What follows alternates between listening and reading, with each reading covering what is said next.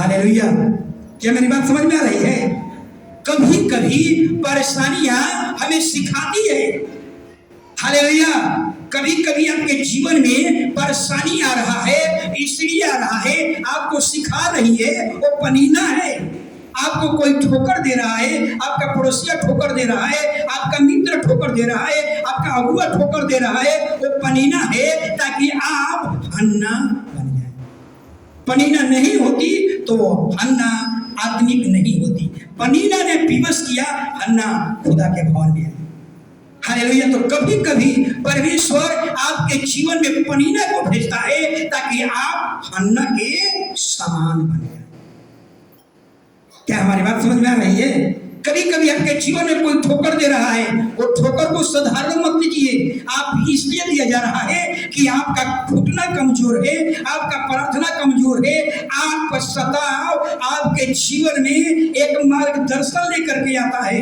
Hallelujah. जब सताव आता है तो हम प्रार्थना में बैठते हैं। कोरोना आया तो समझ लीजिए सब लोगों का प्रार्थना परमेश्वर के साथ टूटा हुआ रिश्ता भी क्या होने लगा? ठीक होने लगा। तो कोरोना पनीना थी। हालेलुया। अच्छा रिश्ता हन्ना, यानी पनीना ना होती तो हन्ना नहीं, हन्ना आत्मिक नहीं होती। तो कभी कभी पनीना परमेश्वर भेजता है ताकि अब हन्ना बन जाए, हन्ना के समान बन जाए। हालेलुया। इसलिए पीड़ा और कष्ट आता है तो इसमें उकसाने की जरूरत नहीं है। कोरोना आया तो परमेश्वर के साथ हम लोग हन्ना के समान बन गए, प्रार्थना करने वाले योद्धा बन गए। तो पनीना आपको सिखाती है कि आप हन्ना बन जाए। हालेलुया। और एक दूसरा मैटर आज मैं लेकर के आया हूं। कैसे मेरा टाइम कम हो गया है। हालेलुया। हालेलुया।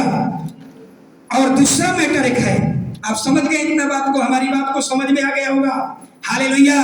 इसलिए परेशानियां हमें कुछ न कुछ सिखा करके जाती है। इसलिए खुदा ने कुछ आशीषें अपने हाथ में रखा, कुछ आशीषें आपके आस पड़ोस के साथ रखा, हाथ में रखा, ताकि आपका एक अच्छा संबंध बन जाए। अगर अच्छा संबंध नहीं है तो जिंदगी भर, अगर बहू का संबंध अपने सास ससुर के साथ माता पिता के जैसा नहीं है तो याद रखिए एक आशीष जीवन भर बंद रहेगा, एक कमी हमेशा जीवन भर रहेगा। अगर आप दामाद हैं, अपने सास ससुर के साथ अच्छे रिश्ते में नहीं चल रहे हैं तो याद रखिए आपको भी एक जीवन भर एक कमी बनी रहेगी। ताकि ये कभी दूर होगी जब आपके आस पड़ोस के साथ, माता पिता के साथ, सास ससुर के साथ, पड़ोसिया के साथ एक अच्छा संबंध बने। दुनिया का बनाने वाला यीशु मसीह सृष्टिकर्ता को भी दो अनुग्रह की जरूरत पड़ी, परमेश्वर का भी अनुग्रह और मनुष्य का भी अनुग्रह। हालेलुया। हालेलुया।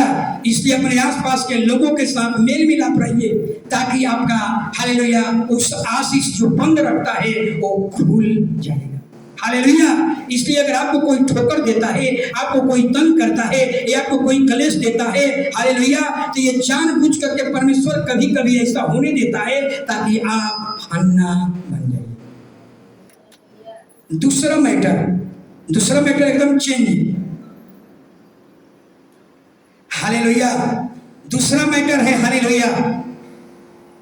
हालेलुया। थोड़ा समय कुछ नए परिवार भी हैं और ये बताना चाहता हूँ, हालेलुया, ये सब बेसिकली ज्ञान है। आराधना, दंडवत, आराधना और दंडवत, आराधना और दंडवत, हालेलुया, कोई मनुष्य के लिए नहीं है। पहले ये देख लीजिए कि राजा के लिए नहीं है। पहले ये वचन को देखिए, आराधना और दंडवत कोई राजा के लिए नहीं है, महाराजा के लिए नहीं है, लेकिन राजाओं के राजा के लिए है। समझिए, कोई राजा के लिए नहीं है।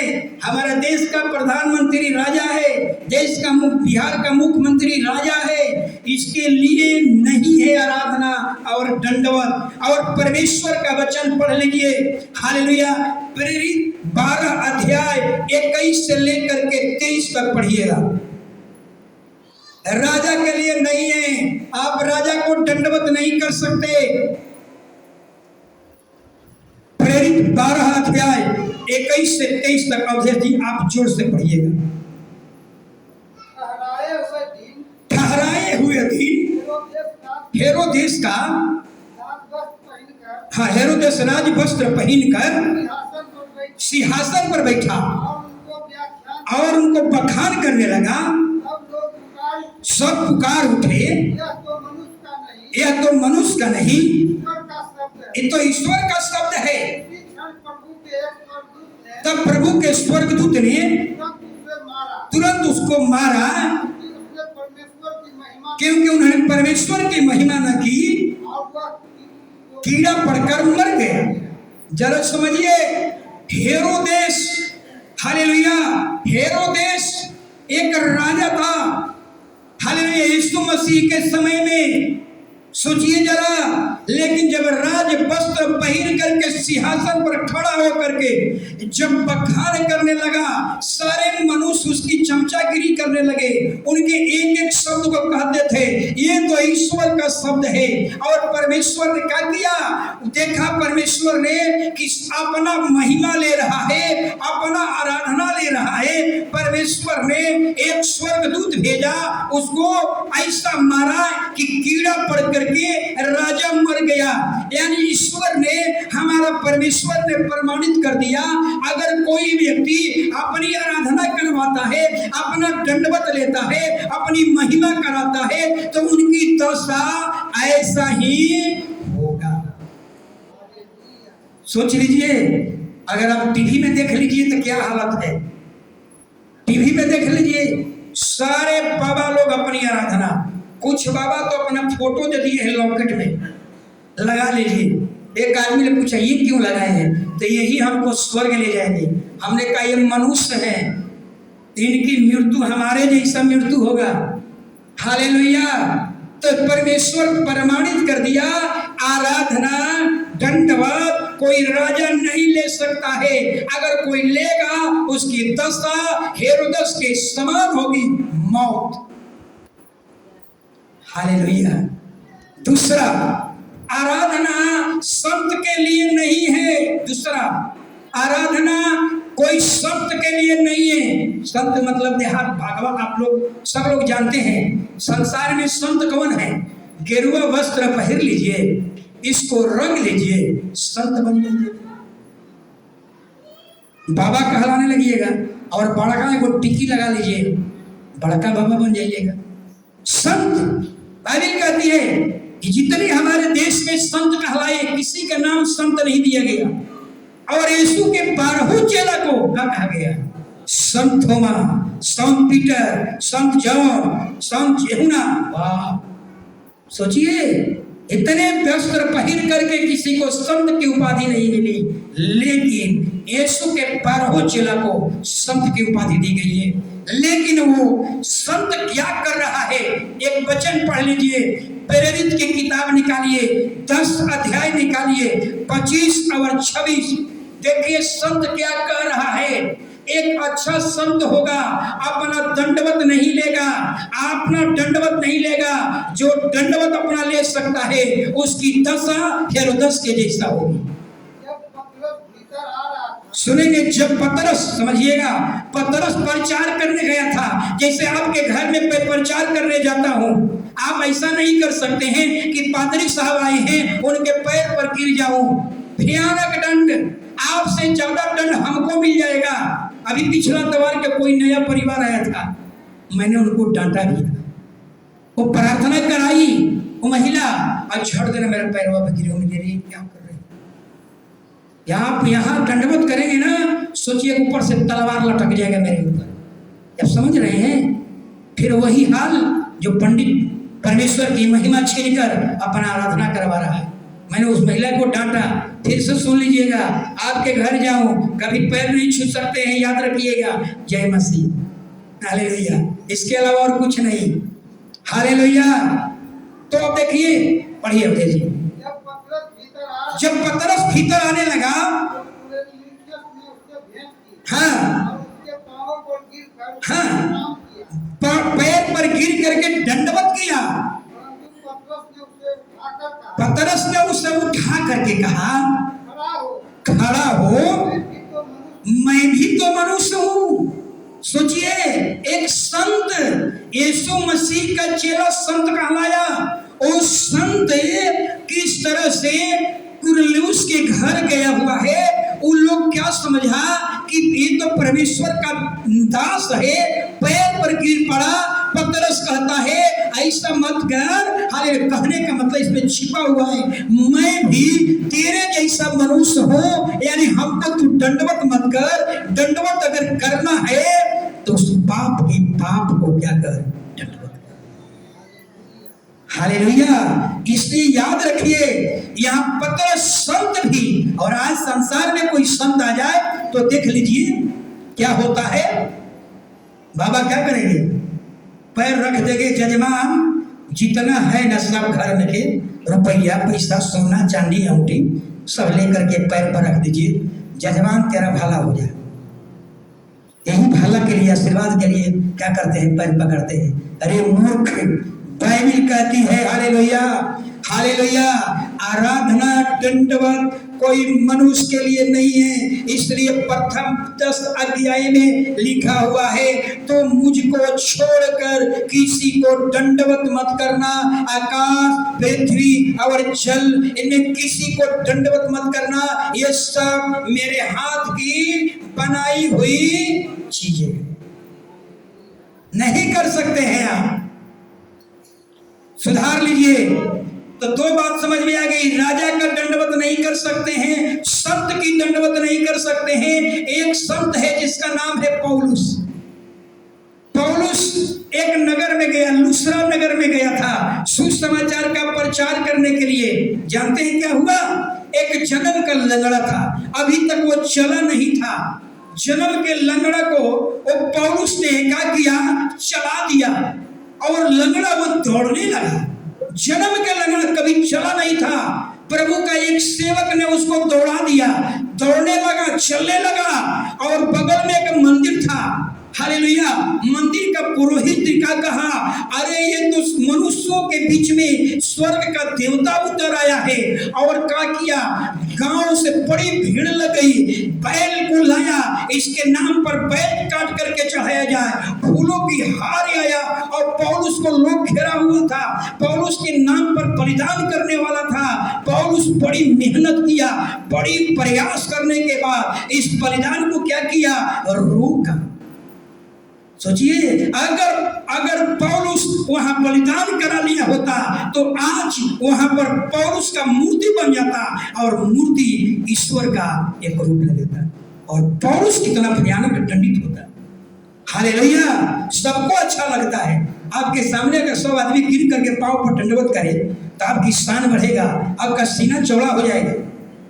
लेकिन परमेश्वर कहता है हालेलुया, मुझको छोड़कर किसी से आराधना नहीं ले सकते। हालेलुया। तीसरा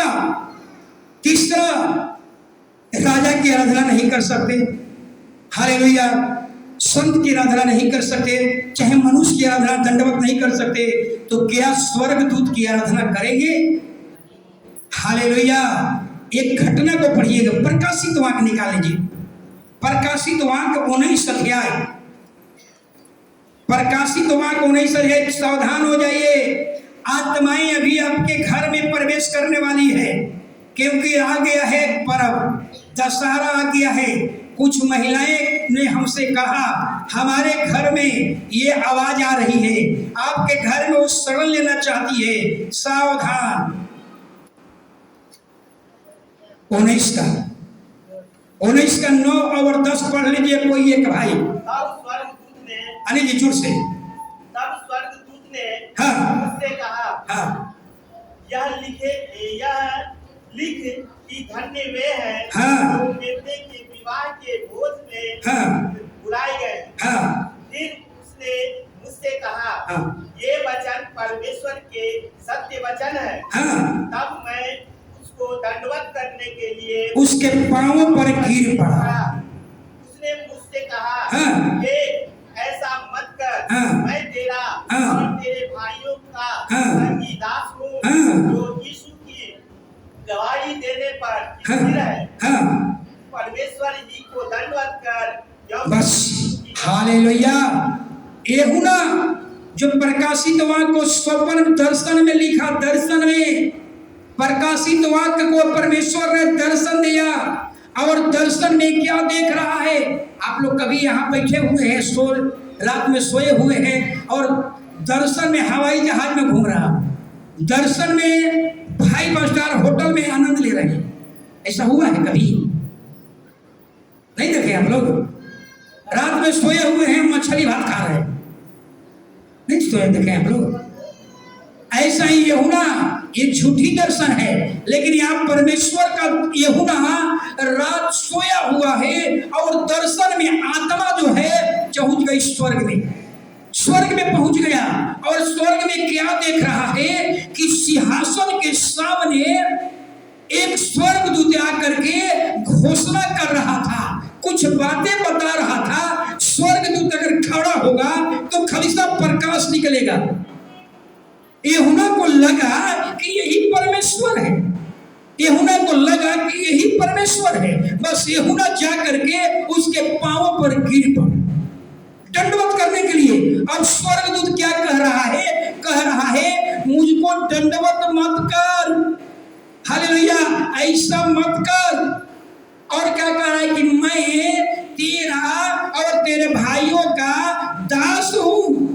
यानी स्वर्गदूत कह रहा है कि मैं तेरा दास हूं, तेरे भाइयों का दास हूं। भाई कौन? जो बाइबल के टीचिंग पर चलते हैं, मैं उसका भी दास हूं।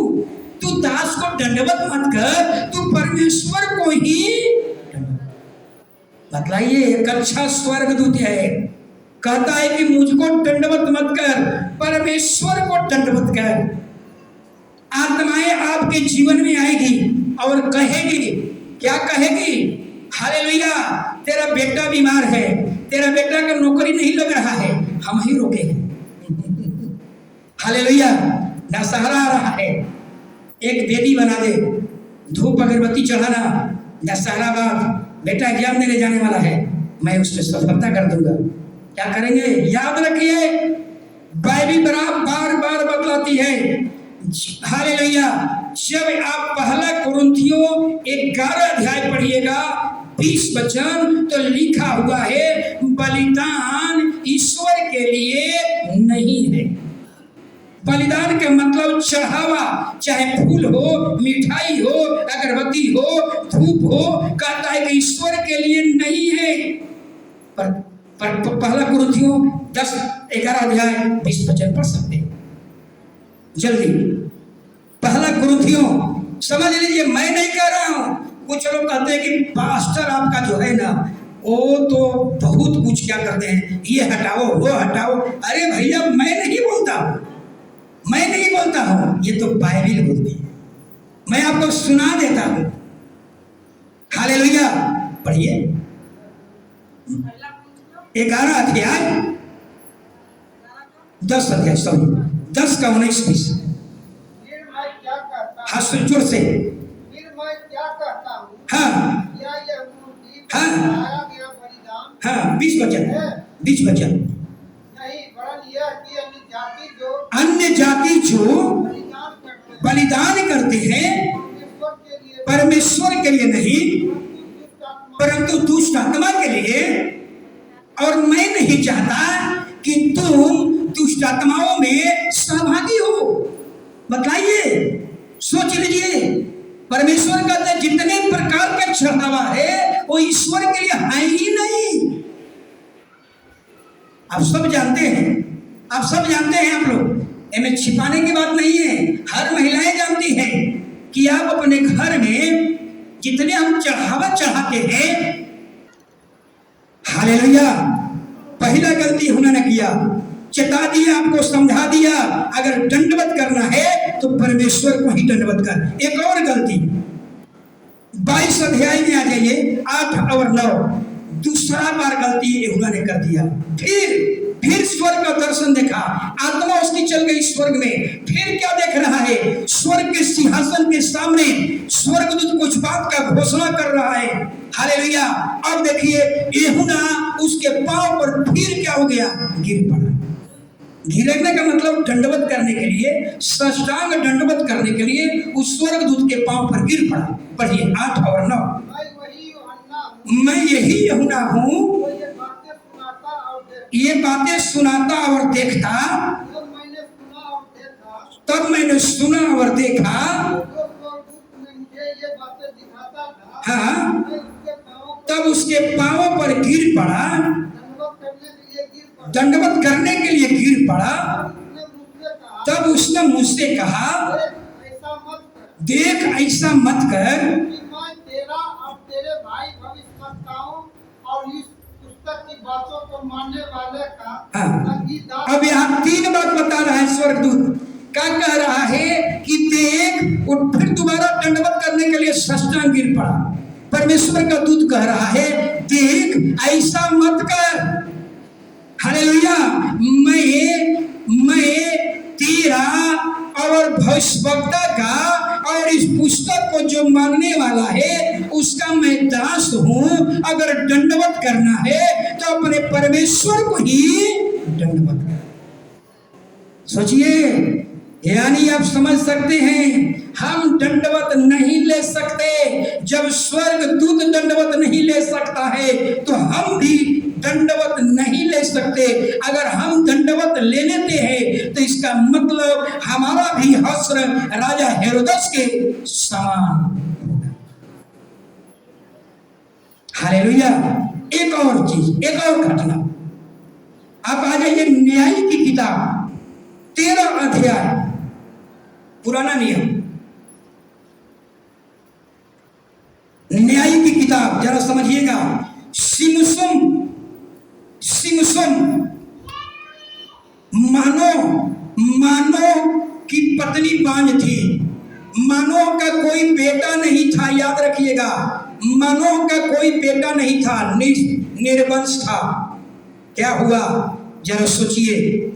परमेश्वर का दूत आया और उस महिला से कहा, सुन, तेरा एक पुत्र होगा और तू गर्भवती होगी, तेरा एक पुत्र होगा, उसका नाम सिमसोन रखना।